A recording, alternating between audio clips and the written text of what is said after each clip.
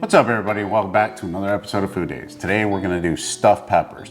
This is actually my grandmother's recipe because we make something that's called galumpkies in the Polish race, I guess? I don't know. Whatever you guys want to call it. But there's absolutely no difference between stuffed peppers and doing galumpkies, which is stuffed cabbage. I'm just going to show you guys how to do this. Typically, you want to use tomato soup. Some people want to do tomato sauce. I don't, because tomato sauce makes it red and I'm not making spaghetti. So you want this sauce to be orange. I've seen people do this on Food Network and their sauce is too red, and we're not making tomato sauce. We're kind of just making like a sauce, I guess. So fuck it, I don't know, it's a sauce. But we're not making tomato sauce, so. It's actually pretty easy. We're gonna take the tops off the peppers. We're gonna make a ground beef mixture with rice. So you're not gonna cook the rice all the way. You're gonna par cook it for probably about 5 minutes. I'm not gonna drag you through that process because it's tedious as shit. So you're just gonna season the ground beef with salt and pepper, a little bit of garlic powder. You don't have to add the garlic powder if you don't like garlic. Hell, you don't have to do any of the things that I do. Make it your own recipe. I'm just gonna show you the basics and you're gonna roll with it. So let's hop to it.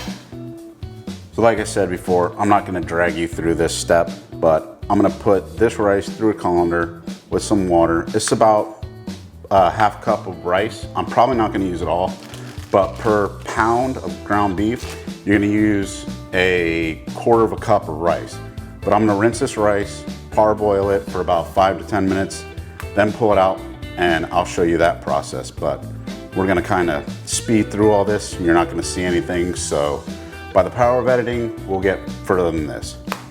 All right, while we're waiting for our rice to par cook, we're gonna take our peppers and we're just gonna take the top of them off and take a spoon and just kind of run it down the edge to get that pith, whatever it is. What is it? Pith. Sorry, I got my chef buddy behind me. Actually, Chef Dave kind of supervising, and literally just using a spoon, take all the seeds out. And then whatever was left over, so you don't risk using a knife and cutting yourself, you pull everything out, and a spoon is a lot safer. But I'll also show you how you can do it with a paring knife. Most of the time, these will pop out, and if it doesn't like that one, just run it along the edge, sort of like you're writing. Kind of run along the edge and just take that top part out. You don't have to go fast, take your time, nice and slow until you've gotten it to where you can just pop it out. And make sure there's no seeds in this whatsoever. Just tip it upside down, boom. I'm just gonna set this aside in our bowl or our pot. Why the fuck did I say bowl? All right, put this bad boy here. Maybe I should sheath it, right? That'd be safe. And we're gonna do the same thing. Now that I just thought about that, I just sheathed something that I used to cut something with, so now I gotta clean the inside of that. So you can cut it this way with a paring knife, right along the edge. And you get the same process as if you used the spoon. I just think the spoon is a lot safer and you don't run the risk of slipping and cutting through this because it's still flesh. And you could cut your hand, but hey, safety first. And you see, there's absolutely no difference. So we're probably gonna speed through this and show you the end result of everything. And there you have it. Now something to note, people like to say if there's 3 or 4, I think there's 4 on this one, that one is better for raw and one is better for cooking. That's bullshit. These all taste the same. But something that I learned recently, sometimes you'll get a red pepper and a green pepper, and sometimes green peppers are unripe red peppers. But believe it or not, all 4 of these come from different pepper plants. They're not the same. So where you see that on TikToks and things, oh, they're the same pepper, just different ripeness, bullshit. So definitely learn that these are all different peppers, but they're the same family, so they're all gonna taste a little different. So let's get our mix together for the inside of these bad boys and start cooking them. Okay, now we're gonna make our filling, and if you watched me probably a few videos before, this is my brisket ground chuck mix, and that's a pound that I've weighed out, so I'm using about 2 pounds, and we're gonna add that. And we're gonna add our rice, and you want it to where you can kind of just break it with your fingers. Don't overcook the rice. You don't want it completely soft or cooked. So we're just gonna add about half, because remember, you can put in, you cannot take away. And if I need to add more, I'll add more. I'm gonna add the rest, so that's 2 pounds. I might have made too much, I don't know. We're gonna see, but I want these really meaty. I'm gonna go ahead, still haven't touched the ground beef. I'm gonna add salt, and trust me, this is the only time you're gonna be able to season it, so add a good amount. That's good, that's probably about a little less than a quarter or a couple tablespoons. Pepper.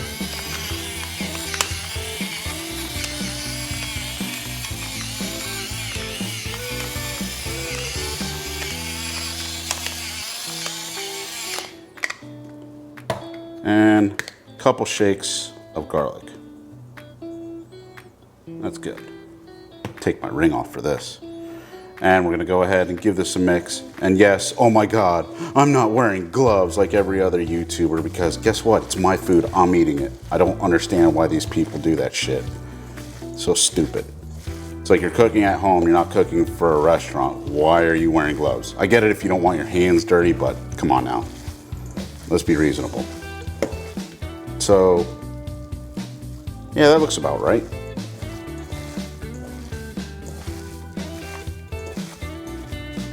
So we got everything mixed up good. That's about what it's gonna look like. Whoop. We're gonna take our peppers, grab one, and we're just gonna fill this bad boy. Now, I don't understand the process with the rice, because it's par cooked and it's gonna cook the rest of the way inside of the pot. But if somebody understands what's happening to why everything is cooking, leave a comment, say something, oops, and kind of explain what's going on and why this is happening. But I think it's because it absorbs the grease and cooks the rest of the way, or whatever water is inside of the pepper, the juices, but I think that's what finishes cooking the rice. But hey, I'm just doing what you're supposed to do, so don't quote me on it. I'm not too sure. 2, don't tell me that was a perfect amount. Get out of here.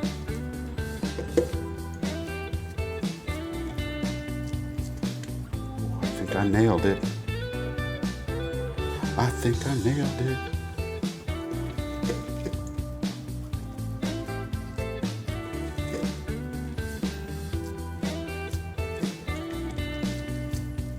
Oh, I got that much left. That's okay. You know what we're gonna do? Just gonna add it to the top of some of these peppers. Hey, it's your food, it's your recipe, you do what you want. Oops, I missed.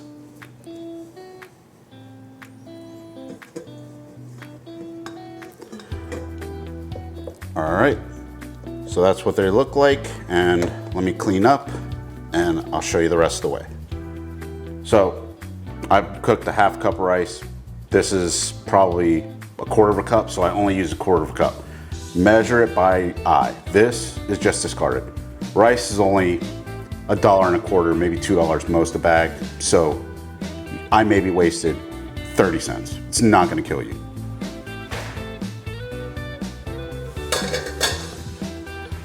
Okay, so now what we're gonna do is we're gonna add our soup. You can use Campbell's and add water, add the box stuff, the organic stuff. I just went with what was on sale, and this stuff was on sale and it looked really good, and I was like, why not? So we're just gonna add this all over.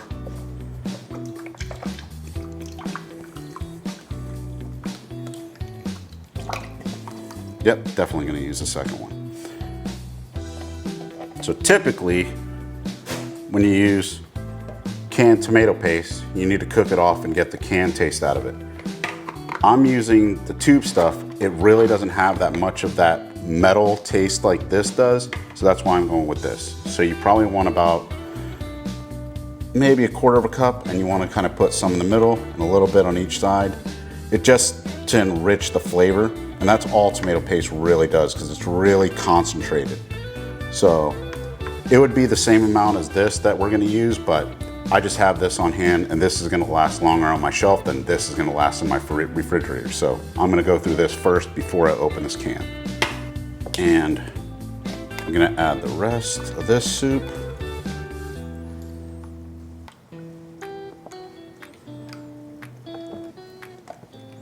And we don't need it to cover the peppers, but if it does, it's not that big of a deal. But you want a lip because we're going to bring this to a boil and then bring it to a soft simmer. So that's about good. But right where the little bolts are, or wherever where handles sit, that's about as far as you want to go. And just watch it. I'm not going to torture you guys with watching this thing cook on the stove. You're going to see it like this.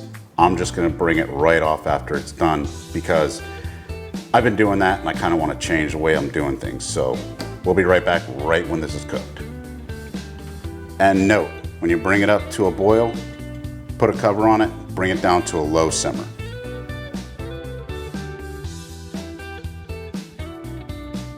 Okay, this is where you want it to get to a boil.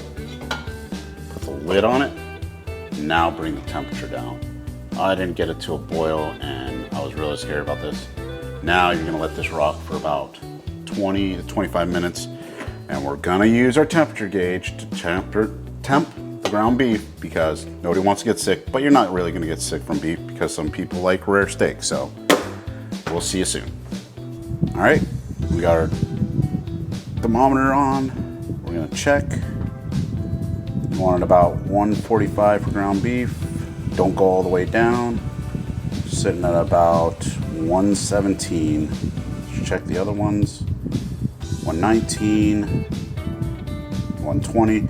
So this has been going for a better part of about 20-25 minutes. So we're just gonna put the lid back on and let it ride for about 10 minutes and we'll check it soon.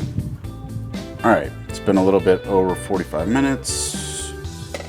Look, I'm not gonna tell you exactly how long it's gonna take to cook. It cooks when it's done. And we're at 149, 148 in the middle. Check each one, 150, 165, 163, 153. All right, we're done. Let's go ahead and plate this up, and the carryover heat will finish cooking the rest of the way, and we'll show you the finished results. All right, let's give her a go. Oh yeah, that's hot as shit.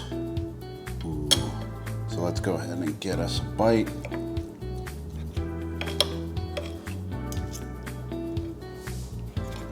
Well, and the beauty of trying to take my first bite, the damn camera died. And now everything's falling off. Ah, dummy. Anyway, there you go. First bite.